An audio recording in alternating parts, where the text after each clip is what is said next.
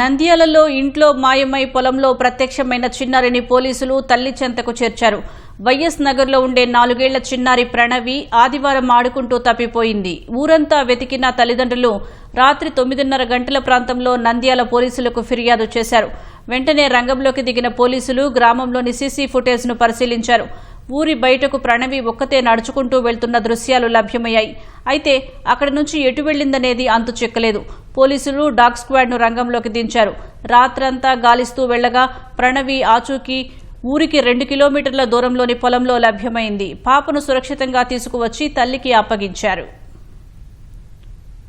రాత్రి మనకి 9:30 ఆ టైం దగ్గర మనకి ఇన్ఫర్మేషన్ వస్తే అక్కడికి వెళ్ళి సీసీటీవీ ఫుటేజ్ చూసుకొని పేరెంట్స్తో మాట్లాడుకొని నేబర్స్తో మాట్లాడుకొని అరౌండ్ 9:30 సర్చ్ మేము మొదలు పెట్టాము. మార్నింగ్ 6 AM వరకు దిస్ ఆపరేషన్ మనం కంటిన్యూస్గా ఎఫర్ట్స్ పెట్టుకొని చేయడం జరిగింది. సీసీటీవీ ఇండికేషన్ చేసింది అక్కడి నుంచి పాప ఇంకా పొలాల లోపలికి వెళ్ళిపోయి ఉండొచ్చు అని మనకి డాగ్ స్క్వాడ్ సైడ్ నుంచి వచ్చింది ఇన్ఫర్మేషన్.